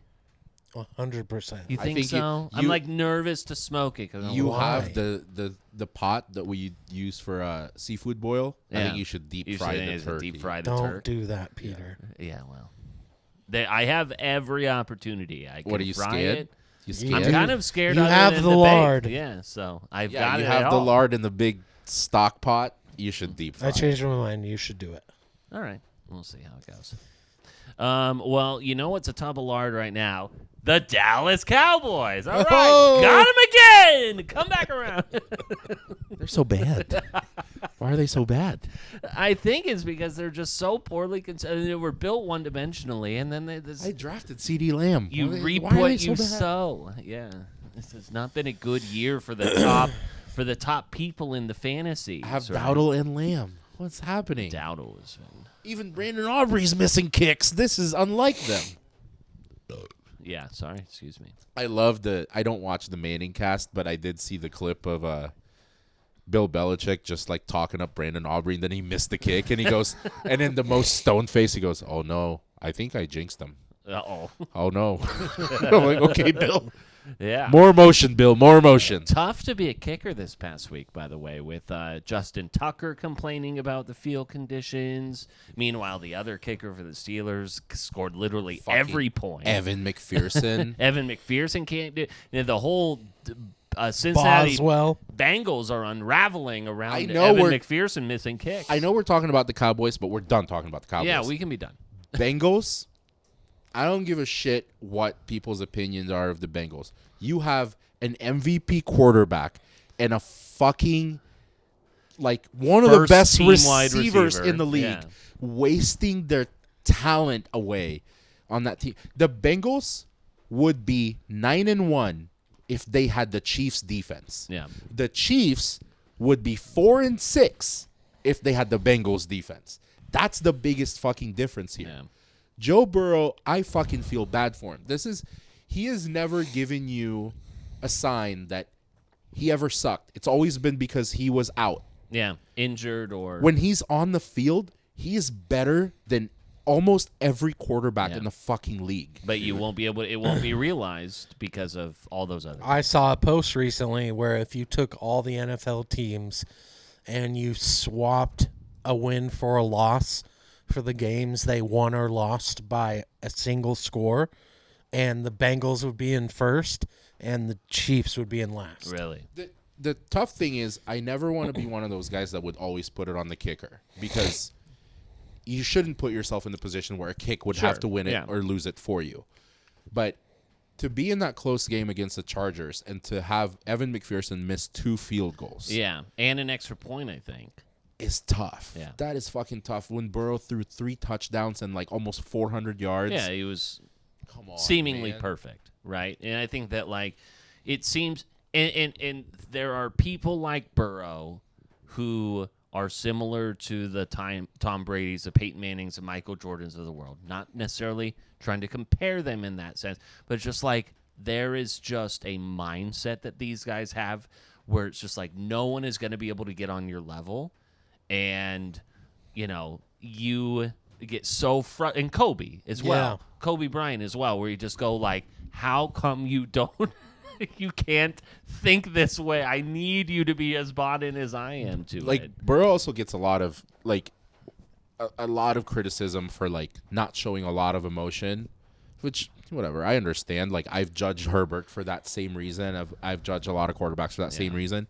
There's so many things that he does outside of that where I'm like, holy fuck, this guy's really good. Like that Jamar Chase route where he's like, go this way. In the middle of getting attacked. Yeah. To have a calm, collected mindset to go, hey, go this way. Like to just even make that sign and then throws him a fucking touchdown pass. The guy's fucking all time. The guy's unreal. And yes, I do put a lot of weight on making it to the Super Bowl game. I do put a lot of weight on making it to the playoffs over and over. That guy fucking did it in his rookie year or second year where he played the Rams in the Super Bowl. That holds a lot of weight. Give this guy a fucking defense, and I promise you, you're going to see an MVP. You're going to see Jamar Chase win Offensive Rookie of the Year, or not Rookie of the Year, Offensive Player of the Year. Yeah. Give him a fucking defense, they'll be in. It's just, it's fucking tough to, like, see them lose this way. Right, because then you start, and I know that he won't have that mentality, but you just go like, what the fuck am I even doing this for? If I can't even get anyone else. And so then it's like, well, what's the problem? Like, what were Joe Burrow and Jamar Chase signaling after that game? Because they were clearly both very frustrated. They were both trying to, like, deflect a little bit on who is to blame, whether it's Evan McPherson or whether it is their head coach in Zach Taylor. Like, what needs to happen in order for the I mean, obviously the season's lost. The organization to give him a fucking defense. Yeah, so next year is the defense. Zach Taylor's a good coach. He's been coach of the year multiple times. Evan McPherson is a great kicker. Like, you can't. I understand when you're frustrated and you just basically killed your chances at the playoffs after this game. There's a lot of finger pointing, but it starts at the top, man. Like, give this guy a fucking defense that could stop people like Herbert, like Lamar Jackson. Like, these are teams that have a winning record that they're not just going to fold just because you're throwing touchdowns. It's going to be a back and forth fucking shootout. I will say, and I agree with everything that Miguel is saying. Let me say that first. I do find it somewhat comical because I feel like Justin Herbert was in a very similar situation in the last couple years where Miguel was saying, look at your offensive weapons. Look at who you have around you. And all of a sudden you're the greatest quarterback because you put up these numbers. What, you're not winning playoff games, you're not going to the Super Bowl. Because it's Joe Burrow and not Justin Herbert. You want me to tell you the difference? I don't really. I kind of want to hear it because I think that it's a fair call out. Sure. The difference is Herbert's been in a position where he didn't have to like, the thing is, when Burrow's on the field, they're competitive. He's been to the Super Bowl. He's been to the playoffs as a young quarterback. You can you say that about Herbert? Can you? You can't. No, but that's not what I was comparing. But that's part of my judgment in comparing the two. It's not because I like Burrow and I don't like Herbert. I think it might be. But that's a big part of it, is Herbert hasn't done that. You can't even put it on, he sat out a season because he tore his ACL. What can you say about Burrow outside of, like, not playing? When he's played, he's been there. Herbert, how much has he been? Like, he's played this entire season and they're not there. Right, but he's taken them to the Super Bowl. Has Herbert done that? That's not an easy feat. Like, don't take weight away from that. I'm not. Herbert hasn't done that. How many times has Herbert been in the playoffs? Well, okay, but I mean, like, you have also been like you. But here, championships mean. Let me finish my point. Yeah. Championships mean something, but you're defending Burrow on something where he doesn't have the championship, right? So I mean, like, you're arguing not against yourself, but like you're using situational things where, like, Burrow hasn't done shit. He has made it to a Super Bowl. He hasn't won that Super Bowl. You judge a lot of stuff on winning Super Bowls. Have I not put? Okay, there's no backtracking here. I'm not saying Super Bowl wins are fucking important to me. Championships are important. Have I not put the same way that I support Jalen Hurts by making it to the game? Didn't I just say this last week? Making it to the game is just as hard. Making it to the fucking game is just as hard. Making the playoffs over and over is just as hard. I can't say that for Herbert. But I'm wondering if you would give him the benefit of the doubt if he made it to the game. If they made because it to that's I am capable, believe it or not, of having an unbiased take outside of my personal feelings.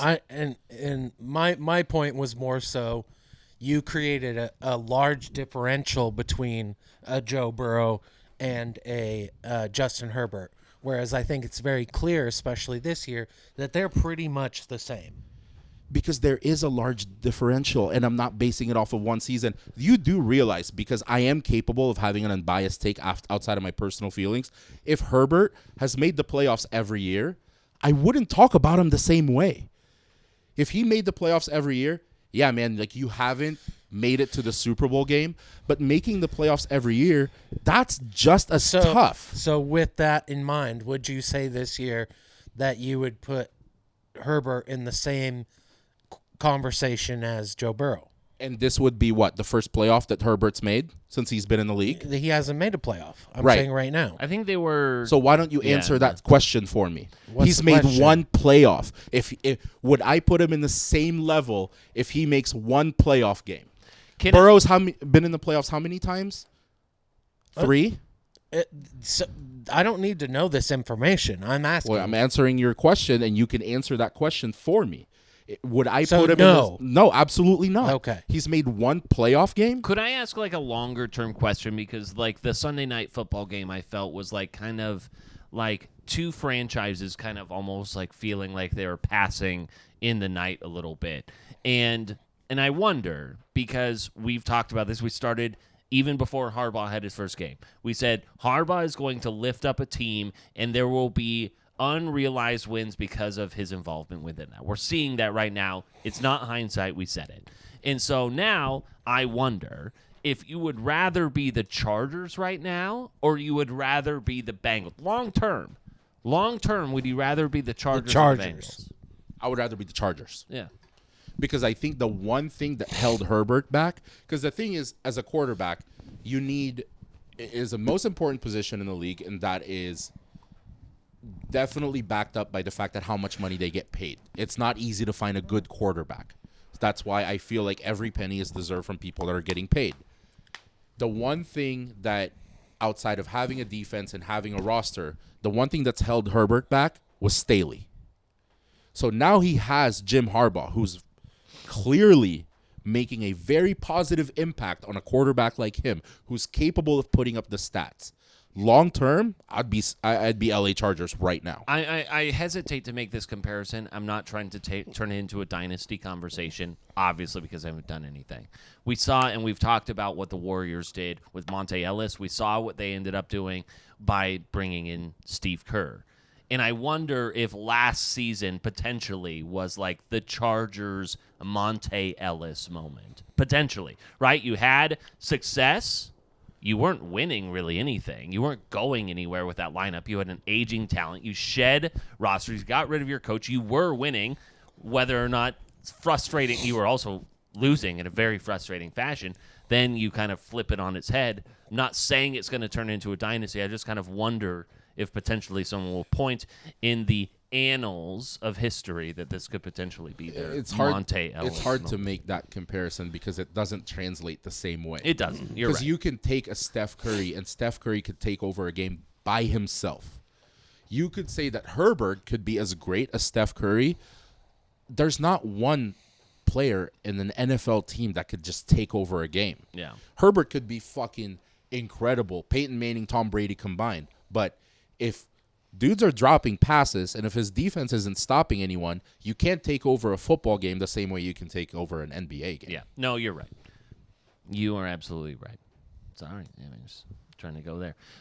Let's see. The Bills take round 1 against the Chiefs. Who would have thought? I mean, I kind of thought that. You're a Bills fan again? I mean, he's been a Bills fan last week, a lot earlier than last he's been, week. I What said, is it about Utah guys? I mean, what do you mean?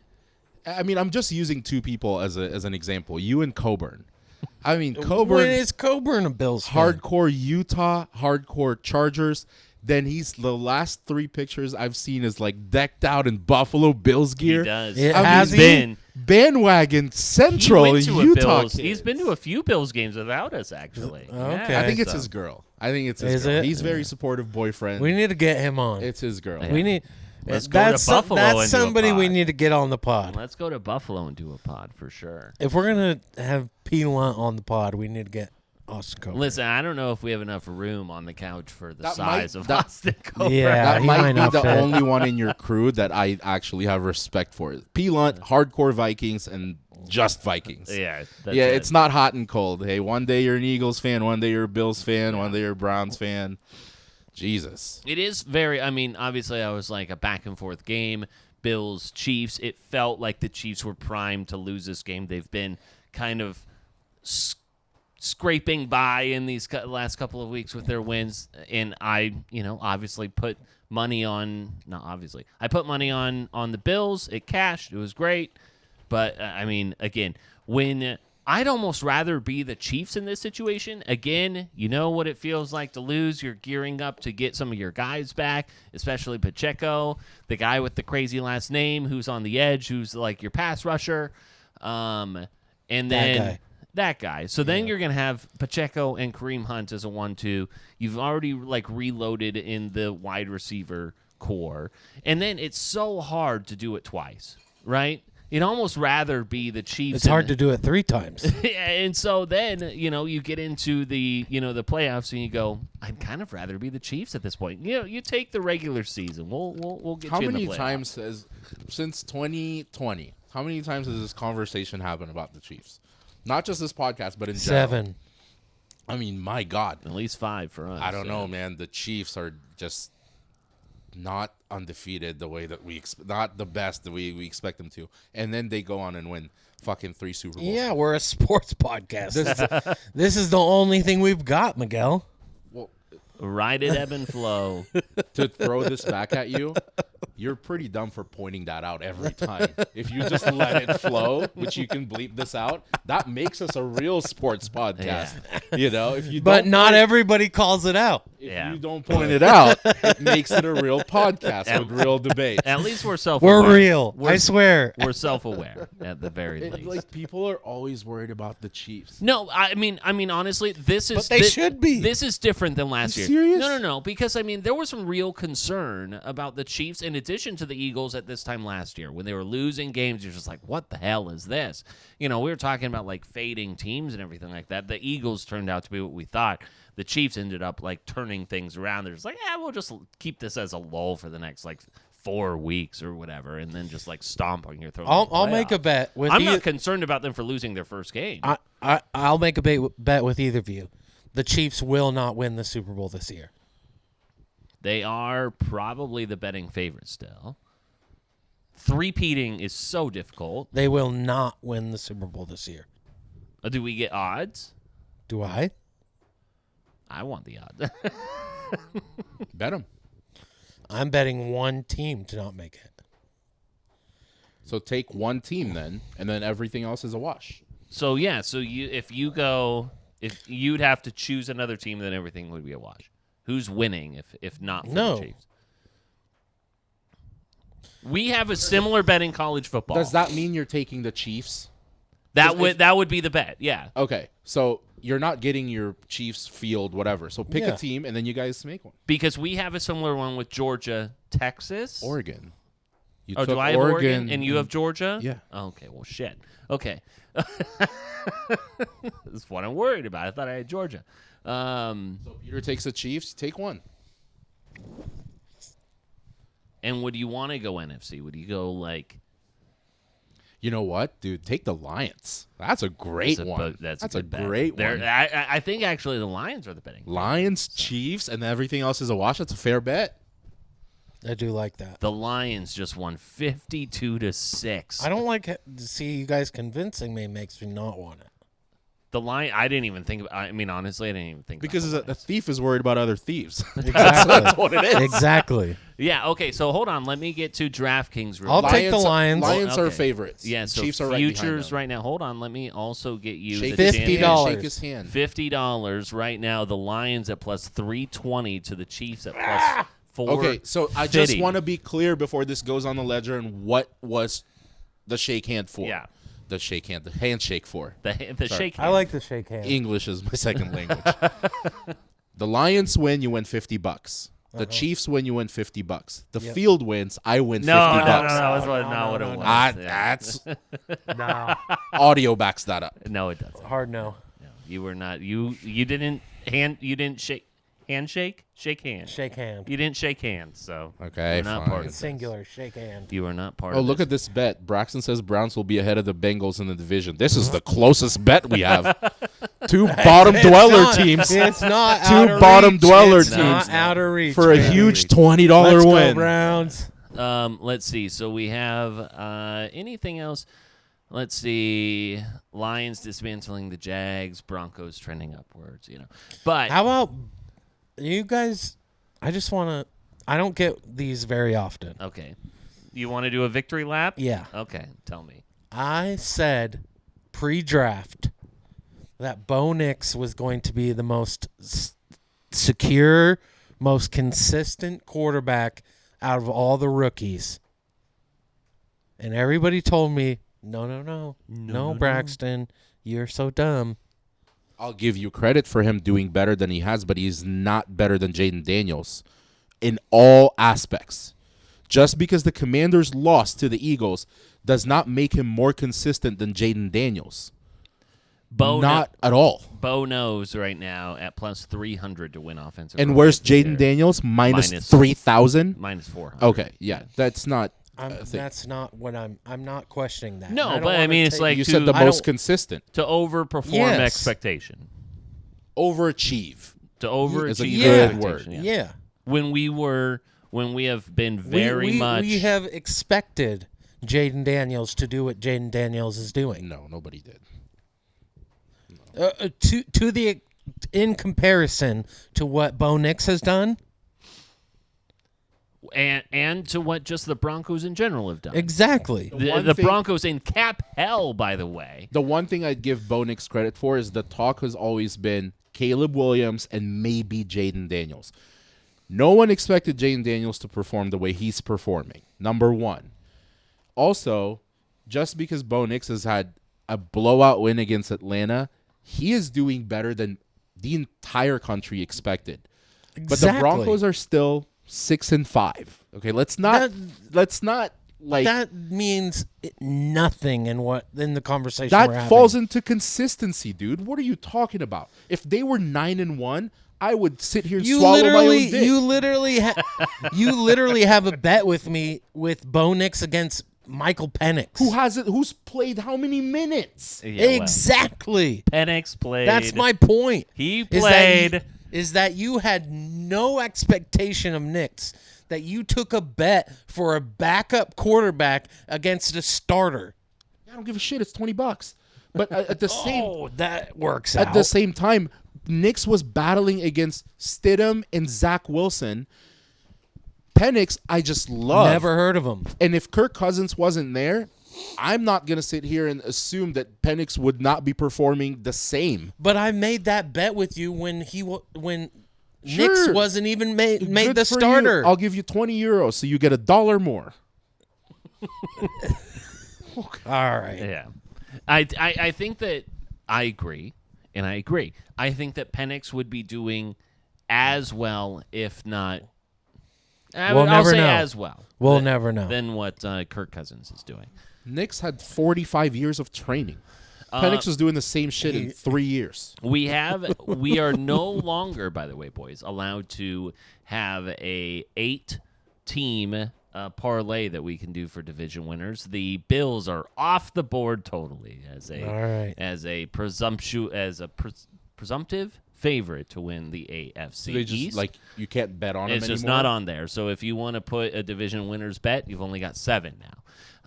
Do it anyway. So we no longer. Our buyback went down. Well, the the bet back or the cash out is suspended. They have not offered us anything new. And right now, the Steelers and the Ravens are really jacking with our style. And the Niners. You have the Cardinals at minus 130 now to win the division, the NFC West. You have the Steelers right now at minus 230 to win the AFC North. That's what the Niners get for bringing McCaffrey back. They're doing just fine with Mason.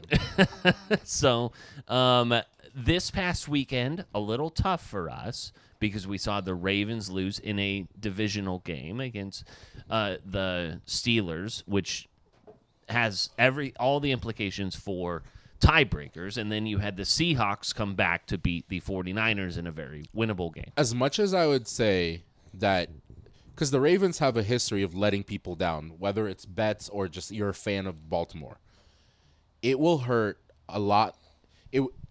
The Ravens not beating out the Steelers to win that division would hurt less than the Niners not beating out the Cardinals. Oh, agreed. The Niners not beating out the Cardinals would be a fucking travesty.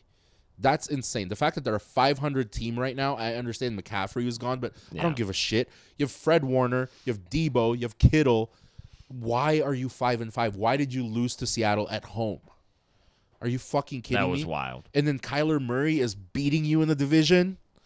Marvin Harrison hasn't even done that well. Yeah, I know. Kyler Murray Jesus. breaking the curse. You do have the Browns just a 3.5-point dog on Thursday Night Football against the Steelers. Is this possibly a game that you drop? This is where the Browns come through for us. We really need the Browns to work. By the way, if if we were to take the same bet at a 7-pick parlay, $60 would pay out $1,358. I would change it to Arizona. Well, I mean, we could start hedging if we want, but I think that we kind of keep it we roll at this point. We roll, baby. The Lions, a 7.5-point favorite over the Colts. The Chiefs are a 11-point favorite over the Panthers. The Chiefs are about to beat the Panthers by 115 points. You think? I think the Bucks at just a 5.5-point favor over the Giants. I don't know. Do you get the spark from DeVito that you're expecting? I don't. Is think he playing so. now or waiting till Thanksgiving? No, he's going to be playing this weekend. I'm scared of DeVito, bro. Are you actually? You can't be. It's the renewed energy. Do you know who he is? Maybe it brings something different to the table. I don't know. What do you think about the Bears? Obviously, Bears lose in trash. Heartbreaking fashion. Their, field goal gets blocked right at the end of the game. They're only a 3.5-point. They're a home dog of 3.5 points, but the Vikings there could. What would hurt more in our divisional bet? The Niners not winning the division against the Cardinals, or the Lions losing it to the Vikings? There's just, the Vikings are both 8-2. of those would equally hurt our bet. There's not one that hurts more. The Lions should be a runaway, but the Vikings are 8-2. It's not like the Lions. It's not a sure thing. The Lions doesn't have that division locked. Not a sure thing. No. What do you guys think of if we took some road favorites this week of the Vikings minus 3.5 over the Bears, the Bucks minus 5.5 over the Giants, and Chiefs minus 11 over the Panthers? That's a 3-pick at plus 611. Not bad. Add one more. This is Broncos. how we lose. The Broncos. The one more. The Broncos at minus 5.5 over the Raiders. Say less. So I'm in. What's that for pay? Minus 1250. That's plus 1250. That's plus 1258. Look at you go. All right, put it in. If Put you, it in. You want to just do 10 each? Put it in. Yeah. Well, there's also Eagles Put minus it in. 2. Okay. Stop at 4. All right, we'll This stop is at how 4. we ruin So ourselves. $30 pays 407. Put it in. By the way, so yeah, why not? Screw it. And that's how we lost $30. Amen, brother. Did you actually put it in? Is it making you log in? Well, I wasn't logged in yet. Is So there hold on. a 2-step verification that you have to do? Fingerprints? Don't ask him Are for you the sure? logistics. Are you sure? So, anything else, boys? We cover. I just love you. Love you both. We might have a guys. sleepover tonight because of our We might. I might not bomb- leave right away if we're fucking just Will you chilling sleep with here. me? our bomb. No, I live too close. Pacific Northwest Zealand, the bomb cyclone and an atmospheric river, triple bomb. That Do you have weed here? Yeah. Sick. like flower or No. pen? No, just I'm fine with either. That term bothers me so much. flower. No, atmospheric river. Oh yeah, It was just a flood. It was just Like, invented. why come up with? It's a flood in the sky. If I could be Mike Tyson, like people hold on to a fucking word, and this is fucking. That's what they hold on That's to. It's the a goddamn one. flood. Jesus Christ. I think that a bunch of terminology was invented to get us to care more about weather. Because I don't remember atmospheric rivers or bomb cyclones happening Whether or until I was not. an adult. You like it. Atmospheric rivers are real. No, it's a flood and heavy mist. That's what it is. It's a bunch of snowflakes. People, fucking Al Gore. It's all Al Gore's I don't fault. even know what that means. Really. It's kind of spot on, actually. Is it? Kind of spot on. All right. Clear eyes. You Well- can't even turn the light out there. Now There it we have goes. extra light Okay. there, so it's Clear eyes. full heart. Can't lose. Lights are out.